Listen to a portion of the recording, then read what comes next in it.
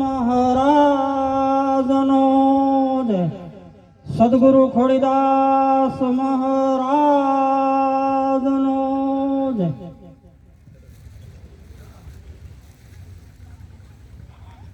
ગુરુ બ્રહ્મા ગુરુ વિષ્ણુ ગુરુદેવો મહેશ્વરમ ગુરુ સાક્ષાત પરિબ્રહ્મ તસ્મૈ શ્રી ગુરુવે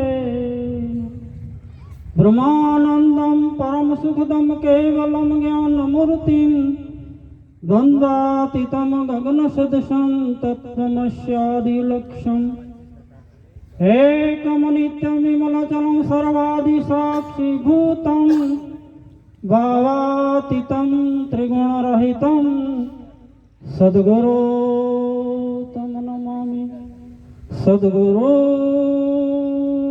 તમ નમામિ.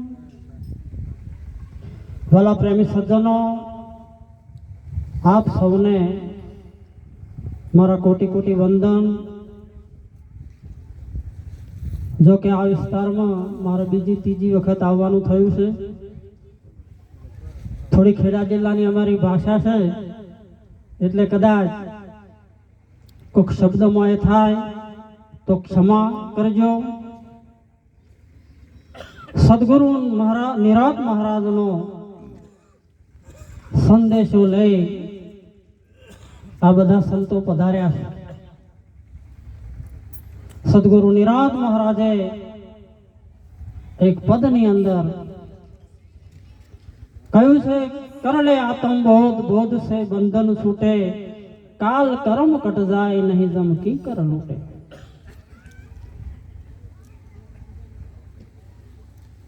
અહીં નિરાત મહારાજ નું કહેવું છે કે ફક્ત બીજું કશું કરવાનું નહીં, પણ કરવાનું છે શું?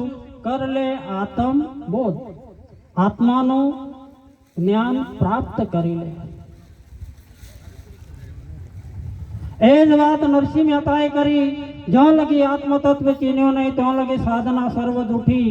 મનુષ્ય દેહ તારો એડે એમ ગયો, માવઠાની જેમ વૃષ્ટિ જૂઠી. જેમ ચૈત્ર મહિનાની અંદર વરસાદ વરસે, ઢેચણમાં ચાયડા ભરાઈ જાય, પણ એ ફક્ત શેડવાના કોમમાં આવે, વાવણીના કોમમાં એ વરસાદ આવે નહીં. એમ આપણને આ મનુષ્ય દેહ મળ્યો છે અને આત્મ તત્વથી પોતાના સ્વરૂપથી પોતાનાથી જો અજાણ રહી જાય તો નરસિંહનું એવું કહેવું છે કે જેમ માવઠાનો વરસાદ કશાય કોમનો નહીં, એમ આ શરીર મળેલું આપણને કશાય કોમનું છે. એ જ વાત મીરાએ કરી. આત્માને ઓળખ્યા વિના લગ 84 નહીં મટે, ભ્રમણા ભાગ્યા વિના ભવના ફેરા નહીં મટે. એ જ વાત કબીર સાહેબે કરી. રામ નામ તબ જાન્યો સંતો, રામ નામ તબ જાન્યો, આત્મ તત્વ પીછાનો સંતો, રામ નામ તબ જાન્યો. બધા મહાપુરુષોનું એક જ કથન છે કે ભાઈ આત્માને તમે જાણી લો. અને ગીતામાં તો ત્યાં લગી કહ્યું, ભાઈ હે અર્જુન, એને જાણ્યા પછી તાર કશું જાણવા જેવું રહેશે નહીં. તો બધા મહાપુરુષો આપણા ધર્મ ગ્રંથો એક જ ઈશારો કરે છે. ખ્યાલ રાખજો, વેદો એ જેને પરબ્રહ્મ કહ્યું છે, એ જ તત્વના પુરાણો એ પરમાત્મા કહ્યું છે, અને એ જ તત્વના સંતોએ આત્મા કહ્યું છે. જેમ ચોખાનો દાણો હોય, હિન્દી ભાષા ભણ્યો હોય તો કે ભાઈ ચાવલ છે, ગુજરાતી ભણ્યો હોય તો કે ભાઈ ચોખા છે, અને કદાચ અંગ્રેજી ભણ્યો હોય તો કે ભાઈ રાઈ છે, પણ વસ્તુ એકની એક જ છે. અહીં આપણને પ્રશ્ન થાય કે દરેકને આત્મજ્ઞાન થતું શાથી નથી? બધા મહાપુરુષો કે ભાઈ સદગુરુ મહારાજના શરણે જાઓ, શરણે જાઓ, અને શરણે જાય એનું જ કલ્યાણ થાય, એને જ આ ઓળખ થાય છે. એવું શાથી? આપણામાં શી કમી છે, શી ઉણપ છે, શાથી થતું નહીં? તો સરસ એક બે પ્રમાણો આપણે જોઈએ. પરમાત્માએ દરેકના શરીરની અંદર આ 52 તત્વનું, સંતોની દ્રષ્ટિએ 52 તત્વનું શરીર એ શરીરની અંદર 5 કર્મેન્દ્રિય, 5 જ્ઞાનેન્દ્રિય, 5 તત્વ, 25 પ્રકૃતિ, 5 પ્રાણ, 4 અંતકરણ, 3 ગુણ, આ બધું જે છે એ 52 તત્વનું જે શરીર છે એની અંદર 5 જ્ઞાનેન્દ્રિય આપી છે. જ્ઞાનેન્દ્રિયનો અર્થ એ થાય જ્ઞાન થવાનો સાધન. તો આ જ્ઞાનેન્દ્રિય વડે શાનું જ્ઞાન થાય છે? તો શબ્દ, સ્પર્શ, રૂપ, રસ અને ગંધ, આ 5 વિષયોનું થાય છે. દાખલો લઈએ, આંખ દ્વારા આપણને રૂપનું જ્ઞાન થાય. બિહામણું હોય, સૌંદર્ય વાળું હોય, જાડું હોય, પાતળું હોય, લાલ હોય, પીળું હોય, સફેદ હોય, આ બધું જ્ઞાન, આ બધા પદાર્થોના જે 10 પદાર્થો આપણે જોઈએ છીએ એ તમામ પદાર્થો જે રૂપવાળા છે એ આ આંખ વડે દેખાય છે. પણ મહાપુરુષો કહે છે આત્મા અરૂપ છે. અને ભગવાને ગીતામાં પણ એ જ વાત કરી છે. જ્યારે 10મા અધ્યાયની અંદર વિભૂતિ યોગ, બધી વિભૂતિઓનું વર્ણન કર્યું અને છેલ્લે ભગવાને કહ્યું કે હે અર્જુન, પાંડવોમાં હું અર્જુન છું. અર્જુનનો પ્રશ્ન થાય કે ના થાય કે ભગવાન તો એવું કહી રહ્યા છે ભાઈ તું જે છું એ હું છું, પણ એ વાત એની મતિમાં આવી નહીં. એટલા માટે 11મા અધ્યાયની અંદર વિશ્વરૂપ દર્શન યોગની અંદર 11મા અધ્યાયના 8મા શ્લોકમાં કહ્યું દિવ્યમ દદામી નેત્ર, હે અર્જુન હું તને દિવ્ય નેત્ર આપું છું, દિવ્ય ચક્ષુ વડે તું મને જોઈ શકીશ. તો આત્મા અરૂપ છે. જો રૂપ વાળો હોત તો આપણે આંખ વડે નક્કી કરી શકાત. એટલે આ આંખ વડે આપણને રૂપનું જ્ઞાન થાય, પણ આત્મા અરૂપ છે એટલે આંખ એના માટે કોમ આવતી નથી.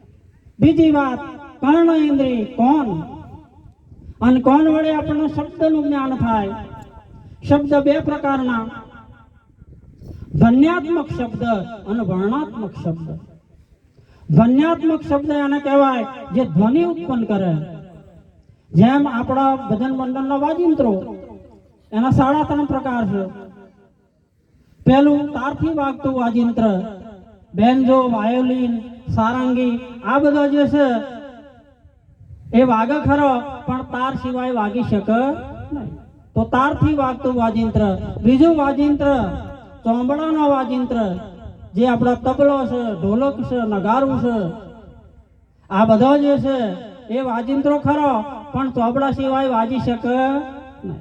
ત્રીજી વાત, ફૂંકથી વાગતું વાજુ, જેમ હાર્મોનિયમ ફૂંક સિવાય વાજી શકે નહીં, શરણાઈ ફૂંક સિવાય વાજી શકે નહીં, રણસિંગુ ફૂંક સિવાય વાગી શકે નહીં. અને ત્રીજું 3.5 કયો એટલે અડધું રહ્યું. તાલ મંજીરા જે છે અડધું વાજિંત્ર, 2 ભેગો થાય તો વાગે, લગન વાગે નહીં. 3.5 પ્રકારનો વાજિંત્ર જે છે એ ધ્વન્યાત્મક ધ્વનિ ઉત્પન્ન કરે.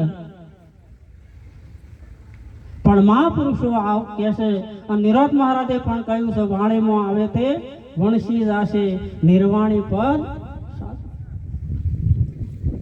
ધ્વન્યાત્મક શબ્દથી આત્માનું જ્ઞાન થાય. બીજું વર્ણાત્મક શબ્દ, આપણા શાસ્ત્રો જે છે, પાઠ્ય પુસ્તકો છે, એ ખરેખર વર્ણ કહેતો અક્ષર, ક થી શ સુધી, એ થી ઝેડ સુધી જે કઈ અક્ષરો લખાયા છે, એ પાઠ્ય પુસ્તકો, ધર્મ ગ્રંથો લખાયા છે, એ બધા જે છે એ વર્ણાત્મક શબ્દ છે. પણ આત્મા જે છે એ તો કે ભાઈ વાણીથી પર છે, મન વાણીથી પર છે, વાણી એ પહોંચી શકતી નથી. નાક વડે સુગંધ દુર્ગંધ પારખી શકાય, પણ આત્મામાં સુગંધ દુર્ગંધ છે નહીં. જીભ વડે 6 પ્રકારના રસોનું જ્ઞાન થાય આપણને, ખાટો, તુરો, ઘર્યો, મોરો, પણ આત્મા એવું છે નહીં. કોઈને આજ સુધી કહ્યું નહીં ભાઈ આત્મા ખાટો લાગે છે, તીખો છે, ઘર્યો છે, એવું કોઈ કહેતું નહીં. અને સ્પર્શથી પણ એનું ભાન થાય નહીં. તો આ પોતે જ્ઞાનેન્દ્રિય જે છે એ જ્ઞાનેન્દ્રિય વડે આપણના સંસારનું જ્ઞાન થાય. શોનું થાય? સંસારનું, પ્રકૃતિનું જ્ઞાન થાય. બીજા કશું થતું બહારનું જ્ઞાન થાય છે આ તો, અને એની જરૂર પણ છે. પણ આ કહેવાનો આશય શું છે કે શબ્દ, સ્પર્શ, રૂપ, રસ અને ગંધ આ 5 વિષયો વડે આત્માનું જ્ઞાન કદી થાય નહીં. અને આ 5 વિષયો વડે થતું જ્ઞાન જે છે એ શાસ્ત્રોની પરિભાષામાં પ્રત્યક્ષ જ્ઞાન કહેવાય. હાકરનો ગોગડો જીભ ઉપર મૂકીએ એટલે ગળ્યું લાગે ને લાગે, અને એના માટે કઈ ગુરુ કરવાની જરૂર પડે નહીં. પ્રત્યક્ષ. પણ આત્મા પ્રત્યક્ષ જ્ઞાનનો વિષય છે. એથી આગળ જોઈએ તો પરોક્ષ જ્ઞાન. અને પરોક્ષ જ્ઞાન મન બુદ્ધિ વડે થાય. મન બુદ્ધિ શું કરે તો કે ભાઈ અનુમાન કરે. 2-3 દાખલા લઈએ આપણે અનુમાનના. અત્યારે વૈશાખ મહિનો છે, લગ્નની સિઝન છે, 2-3 હજાર બહેનો હોય, લગ્ન ગીતો ગાતી હોય, પણ જેને મોડ મેલ્યો હોય એ જ કન્યાની માં હોય, બીજી હોય નહીં. 2000 સ્ત્રીઓ હોય અને એને મોડ મેલેલો હોય, એના ઉપરથી આપણે પારખી શકીએ કે ભાઈ આ કન્યાની માં હશે. અનુમાન છે. ચોમાસાનો ટાઈમ હોય ને આપણે ઊંઘી રહ્યા હોય, વરસાદનું ઝાપટું પડ્યું હોય, આપણને ખબર ના હોય, પણ હવારમાં આપણું વાગડું ભેનું જોઈ અને આપણે અનુમાન કરીએ કે ભાઈ રાતે વરસાદનું ઝાપટું પડ્યું હોવું જોઈ. લગન વરસાદ ના થયો હોય તો વાગડું ભેનું કદી થાય નહીં. અનુમાન. દૂર 2-3-4 કિલોમીટર આપણે ધુમાડો દેખાતો હોય અને ધુમાડાના અનુમાનથી આપણે અગ્નિનું અનુમાન કરીએ. અગ્નિ એ લાગતો ના દેખાતો હોય, પણ દેખાતું શું હોય? ધુમાડો દેખાતો હોય. પણ ધુમાડો દેખાતો હોય એના અનુમાનથી આપણે નક્કી કરીએ કે અગ્નિ લાગ્યા સિવાય કદી ધુમાડો હોય. ચોથું પ્રમાણ આપું. આ સાફી છે, એની ઉપર આકાશ છે અને નીચે આકાશ છે, પણ મૂકી દઈએ નીચે પડે છે, ઉપર જતું નથી. સાથી નહીં જતું.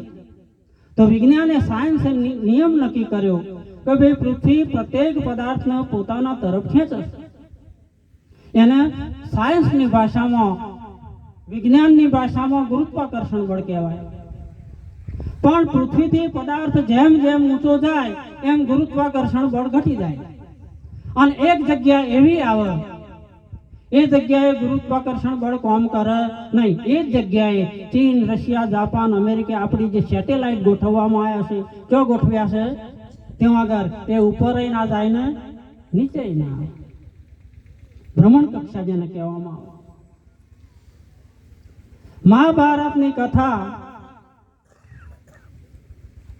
જન્મે જઈને ભૈસમભાઈ સંભળાવતા હતા અને એને શરત કરેલી કે ભાઈ હું જે કથા કરું એમાં તાર શંકા નહીં કરવાની. પણ યુદ્ધનો પ્રસંગ આવ્યો અને યુદ્ધના પ્રસંગની અંદર કહ્યું કે તારા દાદા ભીમ એટલા બધા જબરા હતા, બળવાન હતા. યુદ્ધની અંદર રમતમાં જે હાથી ઉછાળ્યા છે એનો ખોખો હજુ પડ્યો. પેલો મોના વાત. પણ અત્યારે વિચારીએ તો એ જો હશે, જો ગુરુત્વાકર્ષણ બળ કામ ના કરે. કહેવાનો મારો આશય હશે કે મન બુદ્ધિ જે છે અનુમાન સુધી થઈ શકે.